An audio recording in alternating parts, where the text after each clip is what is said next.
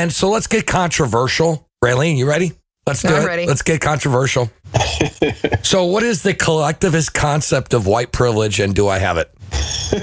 Because I'm whiter than a snow. Man. Raylene is white. So am I. We're vanilla. We're so vanilla. So do we have privilege, or do I have more privilege than her? Because I'm a white male. I'm a white cis male. So I must be fucked.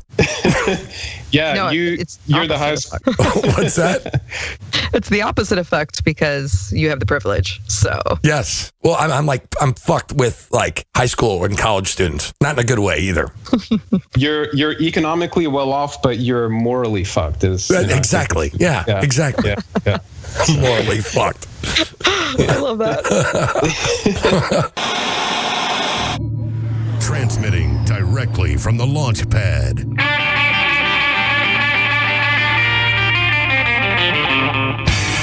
Bringing blue collar to your cell tower. The rock and roll libertarian himself. It's time to blast off with Johnny Rocket. You know you gotta dig an old record machine, and you gotta dig that rockabilly scene. You know you gotta dig that hip-hop high, and you gotta dig an old Sub 45. It's Blast Off with Johnny Rocket, and I'm Johnny Rocket, and I'm here with the ray of truth herself, Miss Raylene Lightheart. Give it up! Raylene, this is your first official Johnny Rocket Blast Off show. Yeah, thanks, guys. I'm so happy to be here. So how you doing? I'm doing great. It's been an awesome day. I got my internet all fixed. I met a new guy. It was the cable guy. His name was Ricky, and he was just so much fun. And he's never heard of what a libertarian was. I'm not kidding. And when I described it to him, he actually said he's a libertarian too. So, Oh, there you go. So you're influencing people. You don't even know it. all the time. So first of all, so you met a cable guy. So is this like, just to let everyone know you're married, right? Can we just get it? Very, very. Because it didn't, so it didn't sound good. You're like, yeah, I hooked up with a new guy, and he's a cable guy. And I'm like, Raylene? No, this man is very happily in a relationship, and we actually made friends with each other. It was really nice. Very cool, very cool. So we did episode 0, so if you didn't subscribe to our Patreon, if you want to hear the actual very first episode with Raylene and I, it would be episode 0. You can find it at patreon.com/JR Launchpad. And anyway, so it's Johnny Rocket, always launching ideas. And Raylene, we have a cool guest and really cool guy, because we were talking about having him on the show, but I'm like, I'm going to talk to him just to kind of see where this guy's coming from. And this guy's really cool. Not only is he intelligent, but he's really a cool dude. Yeah. Anyway, so his name is Apollo Slater. He's a software developer and writer in San Antonio, Texas. He writes on politics, economics, and technology from a voluntarist perspective. After working in the technology field for more than a decade, he started his own software consultancy and has developed a number of enterprise and consumer applications. In response to the 2008 financial crisis and the Ron Paul 2012 campaign, Apollo started writing about political topics such as the ethics of working for the government, using technology to advance voluntary society, private property rights theory, and many others. Apollo's work can be found at apolloslater.com or on Facebook and Twitter as Apollo Slater. I welcome here to Blast Off. Welcome, Apollo Slater!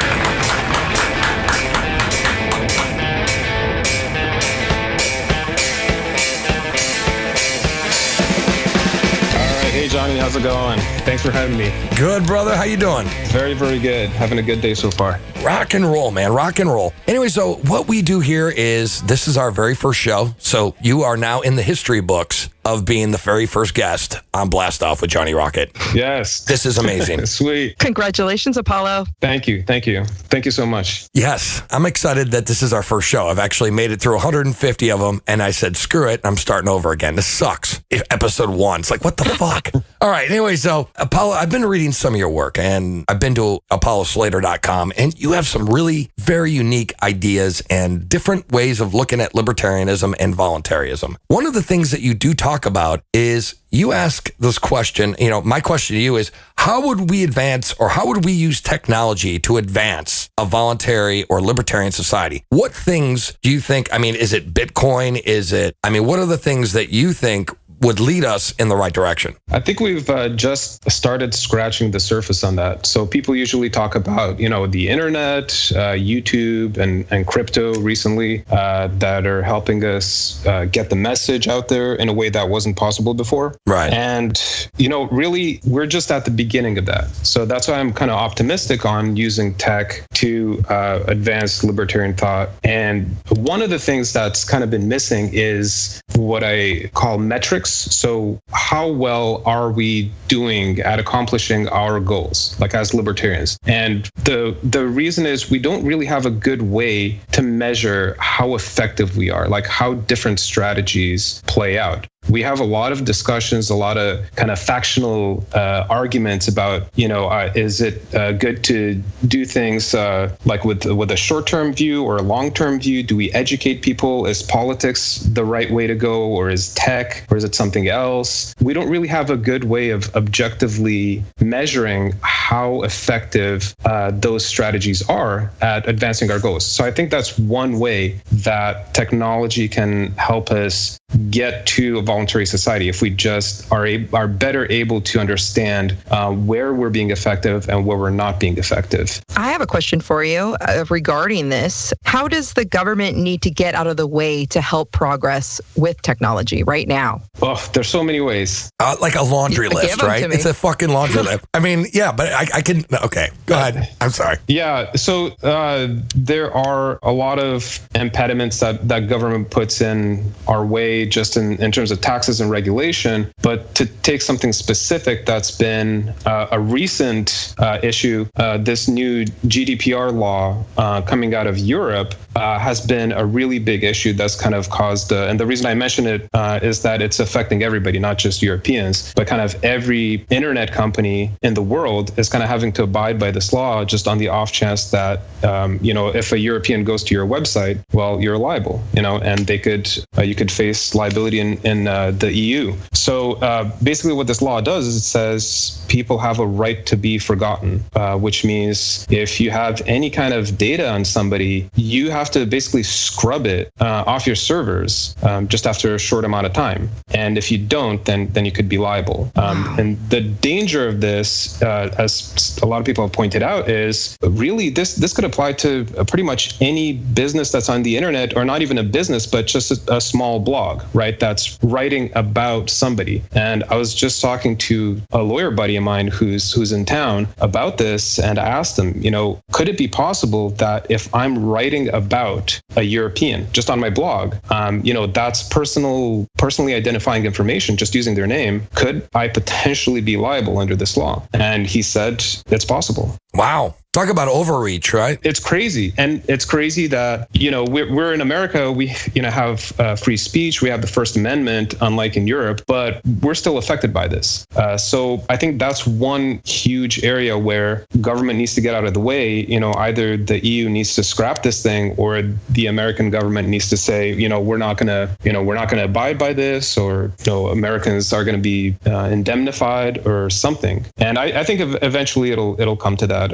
There'll be some kind of like trade war that comes out of this. I think that's what it's about. I'm with you. I think it would probably be more economic or computer war, some sort of thing like that. I don't think it would be a physical war anymore, especially with civilized society, right? Yeah, I have to use it. Civilized, yes. But I mean, really, I think we're kind of beyond that now, especially with our Western colleagues. If we have problems with them, it's going to be completely economical. And same with China. If we ever tried to, flex, it would definitely be more economic. There are just too many nukes lying around, so we're not going to see a huge world war like in the battle days. And if we do, it's right. It's game over pretty much. So yeah, I think you're right on that one. So in your article, The End of the Founding Myth, why do you believe it was a fake revolution against Great Britain? I read that article and I was like, you mentioned it was a fake revolution. What do you mean by that? Because I'm curious to see what you're thinking about that, how you came up with that. many revolutions, in fact, all revolutions have a myth around them that is pretty different from how the history actually played out and what the actual motivations were at the time. Specifically with the American Revolution,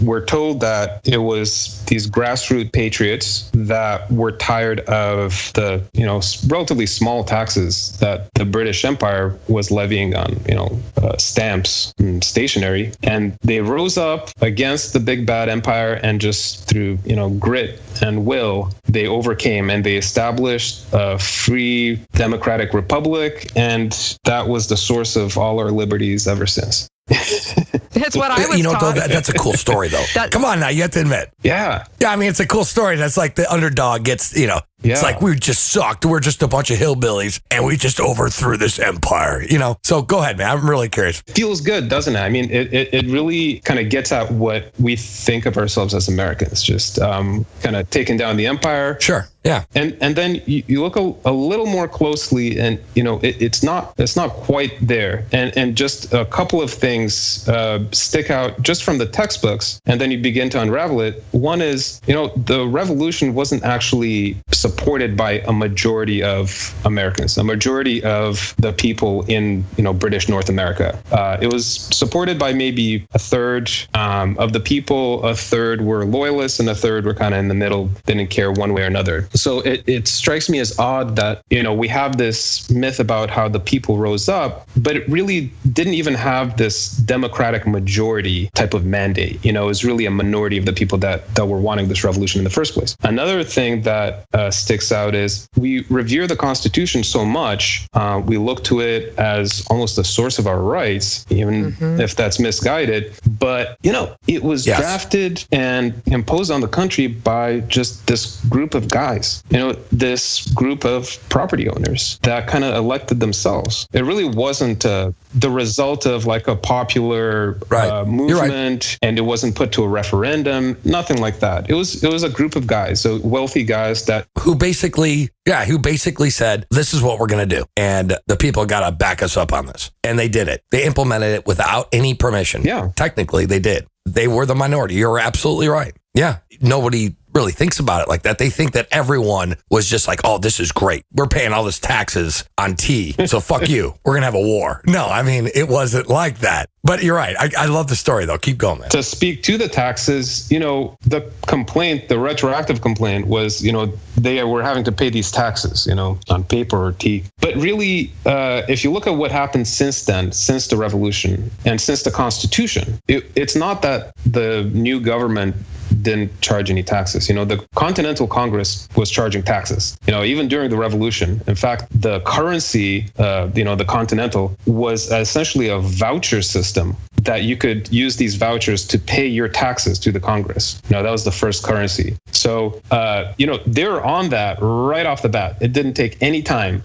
And even, probably about the Whiskey Rebellion. So after, the Constitution was established and so on, you had some people in Pennsylvania who were in open rebellion over this idea of paying tax on whiskey. And yeah, if you're making your livelihood from it and so on, and suddenly the government tries to mess with it, that's exactly what they fought the revolution against, right? So what did they, what did they really accomplish? And you can look at the history since then, have we really established this limited government, that we're told in the kind of conservative and even libertarian mythology that America is all about? What did the government actually stay limited, or did it become something that's even more imperial than the British Empire that, they broke away from? Well, really quick though, Paulo, there was a thing I've read that there were actually like 13 or 12 or 13 presidents before Washington. And it was some under the Continental Congress and others under the Articles of Confederation. That we actually had, under the Articles, it was a much more, I'm going to say this in air quotes, libertarian society. There was no real structural government and everything had to be unanimous. And that's why they didn't like it, because they couldn't do shit,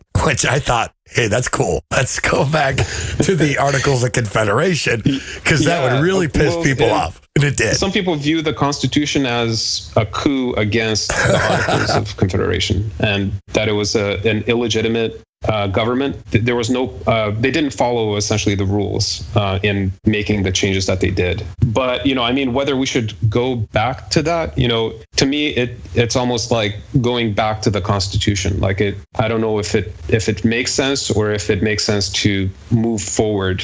Well, no. I'm saying this in just hypothetical. I mean, obviously not. But what I'm saying is if we didn't adopt the Constitution, we'd probably be just a little bit freer now than we currently are, because it just takes time for tyranny to expand.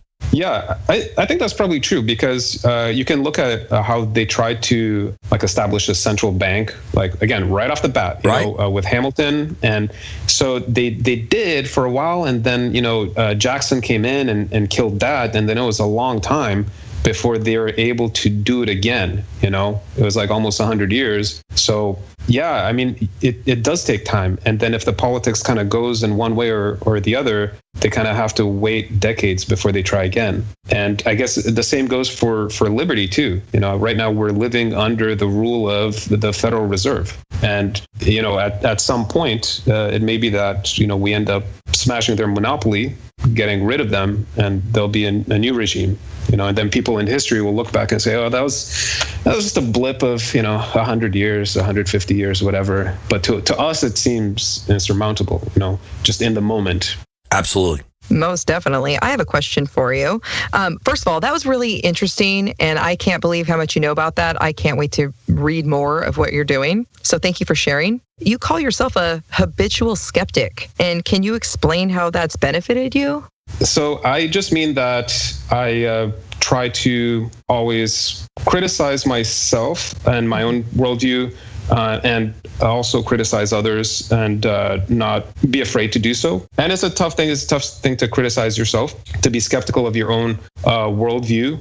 But my views have changed over time as well. I wasn't always voluntarist. I wasn't always libertarian. I actually grew up more, in a traditional conservative type of environment. And basically that I liked in that ideology was the nugget of what eventually became, my libertarian leanings and eventually my voluntarist perspective.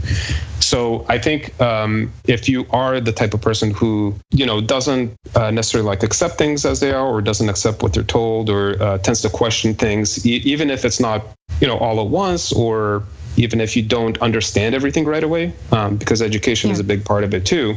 Over time, you kind of tend to move towards where you are naturally supposed to be. Yes. So yeah, it's definitely an evolution, and that's kind of what happened with me. Any ideology, the conservatives or the liberals, they have contradictions in that ideology, and if you work out those contradictions, right, if you pit them against each other, eventually where you'll get to is voluntarism. I agree, and that because that's the path that I took. I know it, from a personal standpoint. Mm-hmm. I think all of us, definitely. Do you think that there's a certain type of personality that is more inclined, or do you think that it's more the upbringing? I think it's both, because, I guess some people could have a reaction to their upbringing, a negative reaction, if their parents try to impose something on them. And so then they might go, really far in the other direction, and they won't ever be motivated enough to kind of resolve those contradictions. They'll just always have in their mind,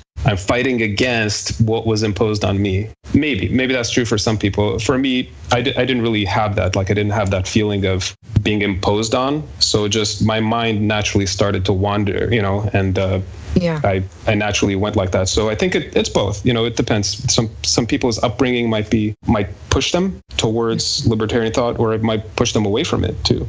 Hey man, so let's get controversial. Raylene, you ready? Let's do it. Ready. Let's get controversial. So what is the collectivist concept of white privilege, and do I have it? Because I'm whiter than a snow. Man. Raylene is white. So am I. We're vanilla. We're so vanilla. So do we have privilege, or does she have? Do I have more privilege than her? Because I'm a white male. I'm a white cis male. So I must be fucked. Yeah, No, you're the highest. What's that? It's the opposite effect because you have the privilege. So Yes. Well, I'm fucked with like high school and college students. Not in a good way either. You're economically well off, but you're morally fucked. Exactly. Yeah. Exactly. Yeah. Morally fucked. I love that. It's really crazy how this idea has just kind of wormed its way into society. At first I dismissed it. When I saw it, I thought, it's just a bunch of crazies, and then it just ramped up. It did. As these things usually do. They kind of fester. And then they really, really, really ramp up until now. It's as if it's an insanity, and you can't shake people of it. It's something that you have to deal with as if it's sane. And yeah, it is collectivism, pure and simple. And the irony of it is it's based on ultimately, historical injustice. So these historical injustices actually did happen, and they're true. So the basis of it is correct. The criticism is correct. Why did those injustices happen? Ultimately, it was due to collectivism in the form of racism and due to government power, right? Because if people are racist or whatever prejudices they may have, that's fine. But, they can't necessarily do anything about it unless they've got the government on their side, either enforcing, racist laws or protecting them if they're carrying out vigilante justice, if they're like not enforcing the law equally. So, that to me is the real injustice and the real cause of it. So these people are coming and they're criticizing what happened in history, and they're recreating the whole thing all over again. I don't believe it exists. I mean, like I see plenty of people of different culture, of sex, of different everything who make more than me, who are much more successful. I think the collectivist mentality also could be like reverse sexism, reverse racism, where, now it's like if you have a McDonald's commercial, there's got to be a black guy in there. Or they're racist, you know what I mean? Or there's got to be an Asian person. Or if you go, well, that's just smart marketing, Johnny. It is marketing, but it's just like they have to have like the token white guy in a all black commercial, and they have to have the token Asian guy. And I get it's marketing, sure, but it just seems forced. It just really does. It seems really forced. And I believe that everyone has preferences and everyone is prejudiced to some extent. I mean, we're human beings. I prefer blue over orange. Absolutely. I hate the color orange, but that's my preference. Do you think that the privilege might just be another newer word for tribalism? Maybe. I mean, that's a good point. Good observation. I mean, to me, that would make sense that exists. Mm-hmm. Yet, I do think that this is being manufactured and pushed in order to keep people divided and stop looking at our oppressors, but instead at each other. Right. I'm with you on that. Okay, Apollo, go ahead and comment and tell us how we're wrong. Well, Johnny, I think you need to come to terms with your anti-orange bias and racism. I know. Sorry, colorism. Yes, it's colorism, man. Fuck orange. Sucks. That color sucks.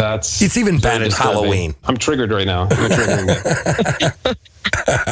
No, and you could talk about really all kinds of privilege. I think what it comes down to is a majority privilege. If you have a majority of people that are white, since everybody tends to associate with people who are like them, if you multiply that out over a large society, then you're people who are not part of the majority of any characteristics, whether it's, skin color or anything else, they can feel excluded. They can feel like they don't have as many opportunities, and that'll be true in any society, right? Because it'll be true, Japan, they're going to have Japanese privilege. Right. Well, if I went to Japan, I don't speak the language. Yeah, you're going to stand out. I'm going to stand out, but not for the right reasons, right? So yeah, I mean, I would have a disadvantage in Japan, and not because of necessarily they think white people are the devil, which some maybe do, but I'm just saying in general, maybe they like us. We buy their video games and anime porn. So they gotta like us. I think actually Japanese people do enjoy Americans being there. I have a very good friend who was a DJ there, and he taught Japanese kids English. And he said he was treated really well, and he kind of took advantage of it sometimes in a cute way. He's a sweetheart. Okay, I thought he was like hooking up with all the chicks. No. He took advantage of it. I was like, okay, hey, how's it going? I'm Elvis. How you doing? He probably could have. He's a sweet guy, and he's cute. So. All right, man. Apollo, sorry. Banter. Sorry. So good. Yeah. Well, yeah, and you can talk about American privilege. I mean, not just going abroad, but just in general, right? We're 4% of the world population, yet we enjoy, something like 50% of the resource utilization of the world. So it just being in America, being, low class in the poor part of the city, you're going to have a higher standard of living than the vast majority of the world. So, which one, I guess, if we are to think of white privilege, let's say that it is there, which privilege is actually more important to your existence, right? Is it that you're born white or another race, or that you're actually born in America versus any other place in the world that you could have probably been, that you had a 96% chance of being born in, but you weren't? You're born in that 4%, the top 4%, where you have, not only material wealth, you got, everybody's got a cell phone, you can have a house or apartment and a car and still be considered poor. Not only that, but you have just the relative security. You don't have a war going on in the street in front of your house like every day. Right. Even in Chicago. I mean, people like to make jokes about Chicago, but no, it's actually relatively safe, right, compared to many parts of the world. I mean, think of Syria, and the disaster that is, and Libya. I mean, man, we've got a lot of privilege just not being there. Good point, Apollo. I got one question before we take our first commercial break. What is Aleppo? Is that a kind of ice cream? I'm pretty sure. I thought it was an acronym. Sure I'm pretty sure it's Ben and Jerry's. Okay. Anyways, let's blast off. This is Johnny Rocket, and I'm here with Raylene Lightheart, and we're talking to Apollo Slater. So stick around. We'll be right back after this commercial break. Rock and roll. Hey there, Liberty lovers. This is Mark Claire of the Lions of Liberty podcast, where we strive to bring you great conversations about the ideas of liberty 3 days a week, every Monday, Wednesday, and Friday. Check us out at lionsofliberty.com. This is Chris Spangle, and I am the host of We Are Libertarians, which you can find in iTunes, Google Play, or at wearelibertarians.com. We are a podcast that brings you all of the irreverence that modern politics deserves by examining current events from a libertarian perspective. So please, check us out at wearelibertarians.com. 3, 2, 1. Hey folks, I'm Remso W. Martinez, the host of the one, the only Remso Republic podcast. Now, I know what you're thinking. I know exactly what you're thinking, to be exact. This is a pitch for another show. I already listened to too many. But hey, I've got news for you. Each and every Wednesday, you can escape the mindless entertainment and loud political pundits by escaping to the place which truly is the clash of punk rock and politics, the Remso Republic. From comedians to politicians to real-life superheroes and liberty activists, we don't stick to normal often, as we hard charge each and every week to bring you the freshest entertainment and news in an ocean of shows fighting for your attention. We're on iTunes, Google Play, SoundCloud, Stitcher, TuneIn, and many more platforms. Don't miss out, join the fun, and be awesome. Stay up to date with the latest news and updates by visiting remsorepublic.com.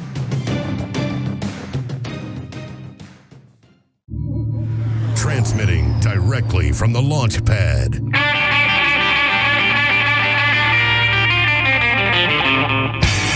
Bringing blue collar to your cell tower. The rock and roll libertarian himself. It's time to blast off with Johnny Rocket. You know you gotta dig an old record machine, and you gotta dig that rockabilly scene. You know you gotta dig that hip hop high, and you gotta dig an old old Sum 45.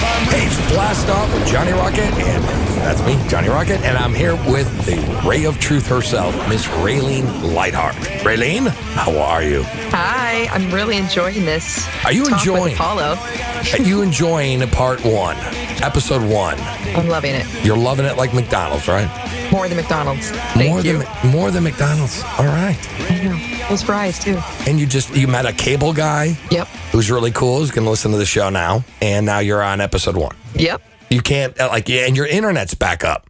It's a great day. It's a great day. Altogether beautiful, right? Happy. Yep. We're like a happy family now, right? We're good. We're going like a shower. Uh-oh. Hey, and we're talking to Apollo Slater. Apollo, dude, you rock, bro. I really like hearing what you have to say. You're a smart guy and really interesting stuff that you're talking about. But it's tradition, and we're going to make this tradition on this show also. What we do here on the second segment is called Rocket Fire. What we do on Rocket Fire, sirs, I'm going to ask you a series of 10 questions. These questions will be politically related, and if you can answer these questions between 30 to 60 seconds, that'd be badass. Apollo, are you ready to play Rocket Fire? I'm ready. Let's do it. All right, question 1.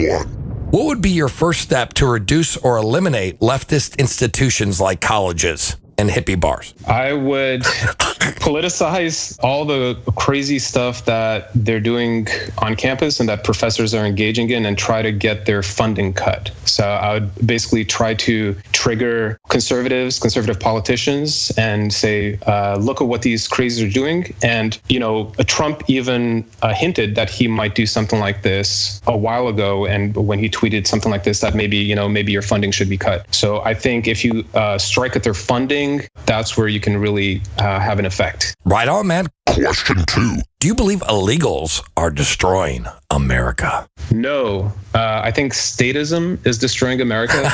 And the complaint that I hear is, well, you have these people coming in here and they're taking all these welfare payments, using our roads and so on. And my answer is, okay, if that's the issue, let's get rid of the welfare. Let's get rid of the state-funded roads. Yes.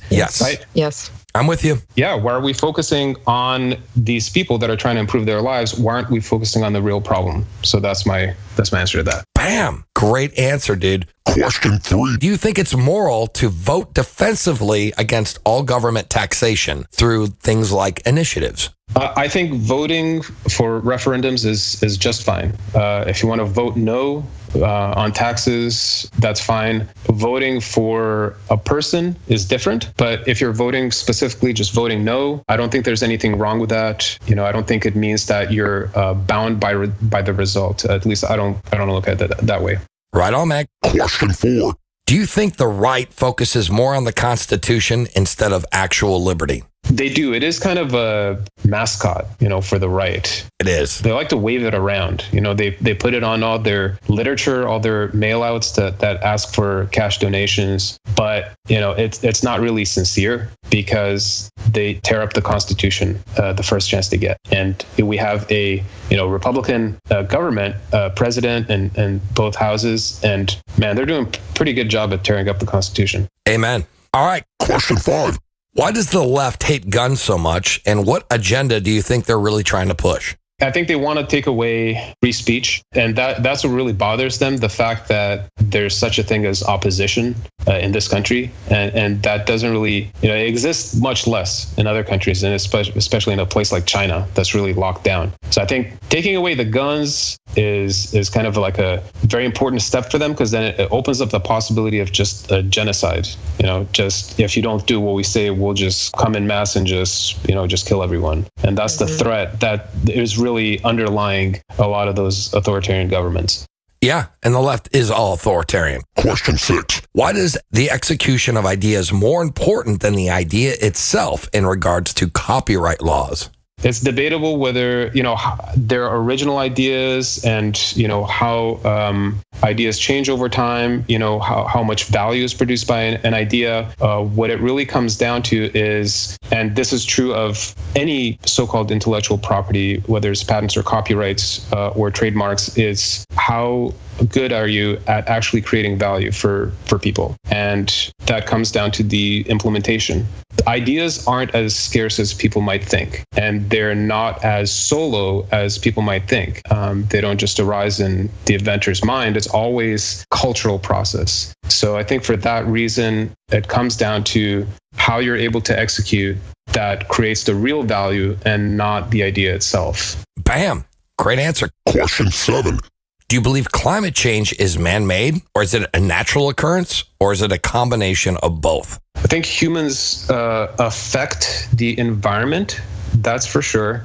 We don't know exactly in what ways or how much. There are definitely natural climate variations of much larger magnitude than what is attributed to humans by the climate change alarmists. So if you look at history that's much farther back than just the last 130 years, you see much larger variations that make the last 130 years look like nothing. Sure. Right. Yeah, I think the natural variations are by far the largest contributor to any climate change. All right, man. Question 8. Do you think it's okay for Facebook/Patreon, any private entity that censors any particular group? Do you think it's okay? Well, I think it's their platforms. They and their investors invested the money and the time and the resources to put them together, and they have the right to, control what goes on those platforms. And then the customers have the right to say, I don't like what you're doing. You don't have my best interests at heart, so I'm going to go to a competitor. And I think that's the way that a voluntary society and a free market should operate. And I'm glad that there are alternatives that are starting to pop up to all these big tech giants. Right on, Mag. Question 9. What can result from occupational licensing besides generating revenue for the state? I think you end up discouraging a lot of people from being entrepreneurs who could be entrepreneurs, and they end up just staying in their job that maybe they don't necessarily like, with rigid hours that maybe they don't like. And that leads to a population that, is more susceptible to the statist mentality, right? And less susceptible to the libertarian mentality. Because if there were more entrepreneurs, right, there were more people who were taking responsibility for how they generate their income, and they actually saw how business actually operates just by doing it, then you potentially could have a lot more libertarians in society. Right on, man. Question 10. Can something like gas or oil be considered too cheap? No, there's no too cheap or too expensive. It's just what the market price is. And that market price is affected by the state, and the geopolitics and, the wars that the empire fights. But there's really no such thing as too cheap or too expensive. If it does get too expensive, really what you'll see is just alternatives taking its place, like, batteries or other forms like hydrogen. So I don't think there is anything such as too expensive or too cheap. Right on, man. I agree. Bonus question. This is episode 1 bonus question. Here we go. Oh my God. Here we go. Here we go. Oh my God. Buckle the fuck up. All right, here we go. I'm buckled in. Let's do it. Do you think anarchism, right, has prevented the Libertarian Party from being more mainstream? No, I think the Come on, you're like, no. No, I think the Libertarian Party has prevented the Libertarian Party from being more mainstream. And it really, does it come down to specific ideological positions, or does it come down to the contradiction of trying to substantially reduce the state through the political system? Mm-hmm. That's the real question, right? Because that's essentially what the older Republicans, let's say maybe from like the Newt Gingrich era, 1994 Republican Revolution, they were kind of sounding libertarian, so we had that experiment, and it was an abysmal failure, because you can't get around the fact that to try to eliminate the system, eliminate this department or that department through the political system, you have to play the game. And if you play the game, what's more likely? Are you more likely to change the system, or is the system more likely to corrupt you? And I think we've seen the answer to that. Well, Apollo, rock and roll, thank you so much. We're not done with you yet, sir. Anyway, so this is Johnny Rocket here at Blast Off, and I'm here with my co-host, Miss Raylene Lightheart. Miss Raylene, hope you're having a good time on the show. I am literally having a blast. Awesome. Anyway, so we're talking to Apollo Slater. You can check him out at apolloslater.com. Anyway, so it's Johnny Rocket. We're not done yet. Please listen to these wonderful advertisers. Anyway, so we'll be right back. Rock and roll. Hey guys, this is Roger Paxton, and if you're fed up with the government running every single aspect of your life, but you're not listening to the Lava Flow podcast yet, then what's wrong with you? Check us out at thelavaflow.com, or just go back to sucking up to the government. The Lava Flow podcast, striking the root every single episode. Hey, it's Johnny Rocket. I just want to say that there is very few podcasts that I take the time to listen to every week. But with my limited time, I really want to listen to shows that really stick out. Please give a listen to Mark Claire on the Lines of Liberty. Every show he does is just badass. If you want to laugh your ass off, listen to Chris Spangle with the We Are Libertarians crew. And if you really want to dig deep into the philosophical and the principles of libertarianism, then I suggest you listen to Roger Paxton on the Lava Flow. All these shows are amazing. I personally think every show these guys produce is top notch. So again, listen to the Lines of Liberty, We Are Libertarians, and the Lava Flow. You will not be disappointed.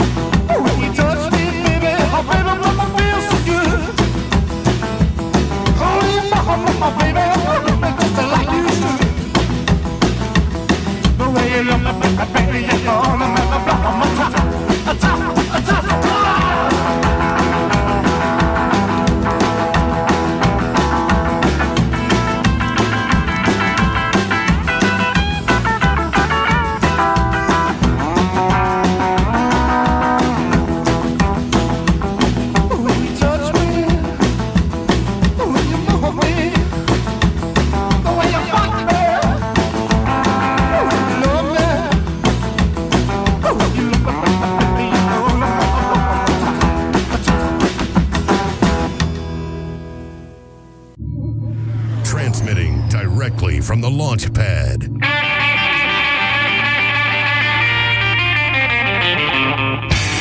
Bringing blue collar to your cell tower. The rock and roll libertarian himself. It's time to blast off with Johnny Rocket. You know you gotta dig an old record machine, and you gotta dig that rockabilly scene. You know you gotta dig that hip-hop high, and you gotta dig an old Sub 45. Hey, it's Blast Off with Johnny Rocket, and I'm here with the ray of truth herself, Miss Raylene Lightheart. Raylene. Thank you. Bam. We got a great audience tonight. And we're talking to Apollo Slater, and you can check him out at apolloslater.com. And he has some just amazing articles that he's written. And hey, man, thank you so much for being here on the show. We really appreciate it. Thank you for having me. Apollo, I know that you're a writer and you are really talented. What author has influenced you the most? That's a tough one. You can give me a top 3 if it's easier for you, brother. Well, I'll give you an obvious one because it's been on my mind lately. Orwell, just because of all the spying stuff that's become so pervasive, and that I find myself thinking about that world that he described almost daily. And, a while ago, my uncle said, when he read that a long time ago, he said to himself, I would never want to live in such a world. And that stuck with me because we're living in it now. That's the world we're creating right now. And, that I want to disagree with his conclusion, right? I want to believe that we don't succumb, right? That there's something in humanity that makes us want to keep fighting and makes us able to fight spiritually, right? Even if we're unable to at the physical level, that we can still keep the desire for freedom alive. So I'll just say Orwell just because it's on my mind all the time these days. You know, I was just reading Animal Farm again, and I want you to know he's one of my favorite authors also. So really great. And I totally agree. And what you said about spiritually and innately inside of us, all wanting just the freedom and ownership over ourselves, it speaks so deeply to me. And you are right that the reason why we're miserable in our other parts of our lives and why people are focusing on the minutia is because we aren't free, because we don't know what's wrong. And it's because we are oppressed. So I love what you're saying. Yeah. Thank you. And I turn to the bottle, right? Because my alcoholism sheds. It protects me from all the mean things you guys say to me. And that's how I deal with my problems, right? So I'm relating.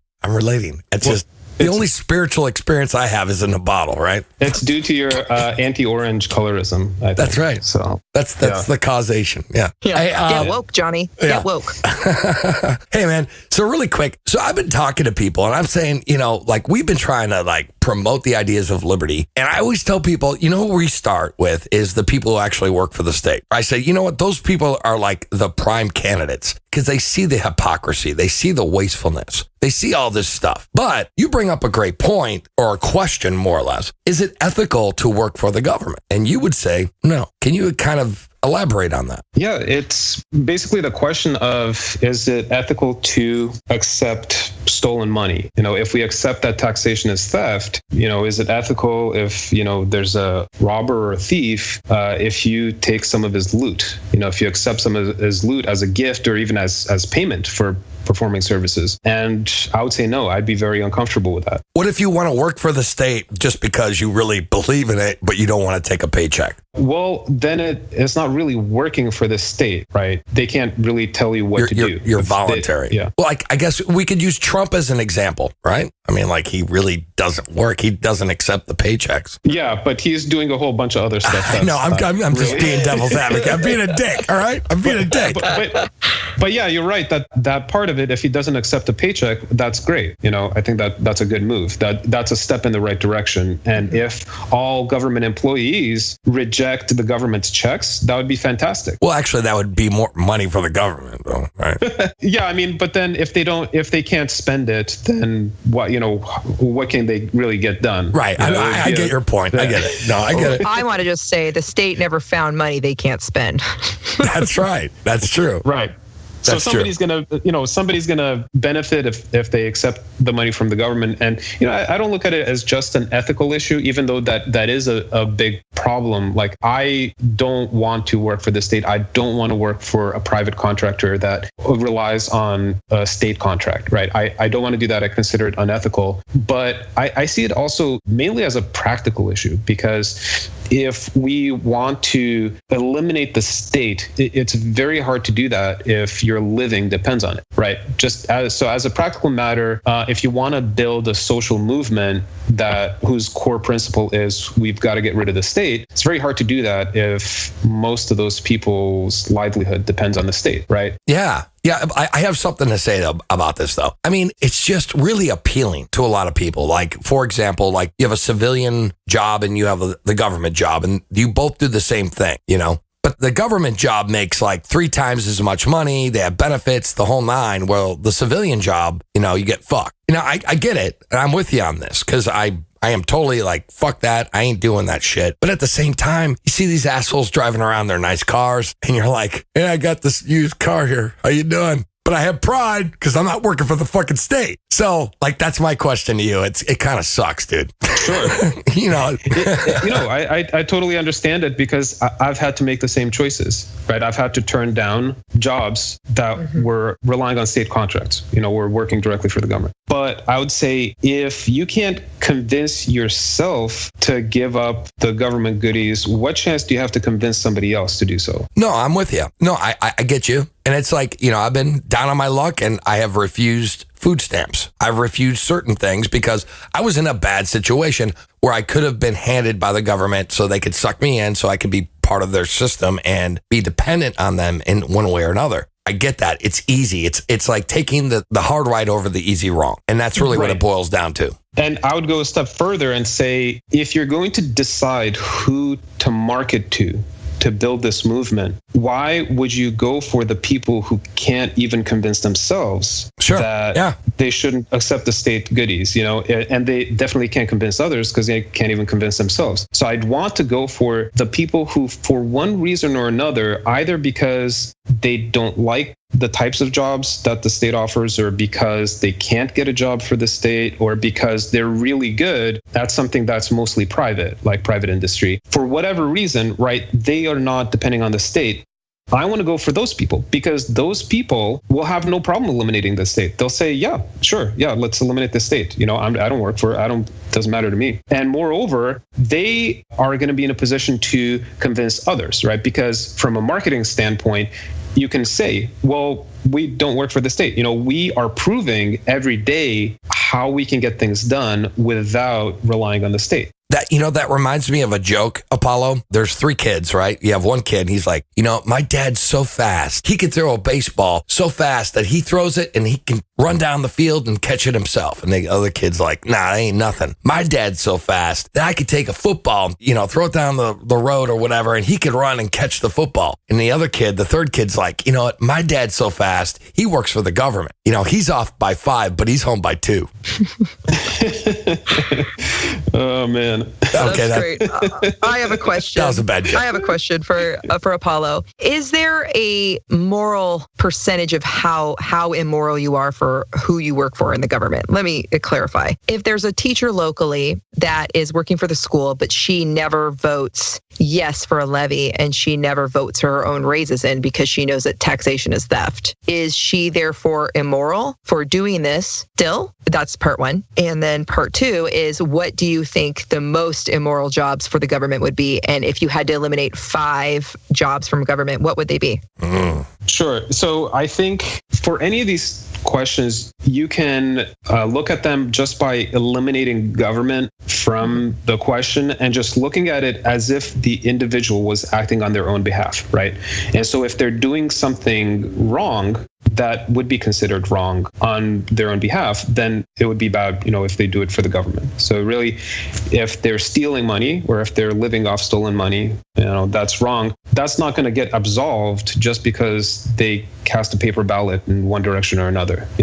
One has nothing to do with the other. Really, you can't buy indulgences like, in the Middle Ages so that you can kind of vote libertarian and then, well, it's okay that, I live off stolen taxpayer money. I don't buy that. And then in terms of if one type of job is worse than another, sure, because, right, you're stealing money, but then you could steal money and kill people. Just like in the criminal justice system, those things stack on each other. You get more punishment, right, if you commit more crimes. So I look at it that way. And, if you're in a job that is like a drone pilot, right, where you're killing people every day, like dozens of people, with one drone strike, then that's much worse on top of the fact that you're living off, the stolen taxpayer money.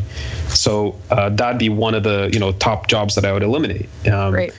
And you can go from there, and you can probably, develop like a list, and rank it. And if you go even further down, people that aren't employed by the government, but maybe you work for a government contract, or they work for a contractor that is, partially, funded by the government. What it comes down to ultimately, because we talked about this, I've talked about this, many times, because this is the main objection that I get is, the economy is so complex, nobody's going to be pure, you're always going to be receiving money indirectly, so how do you account for that?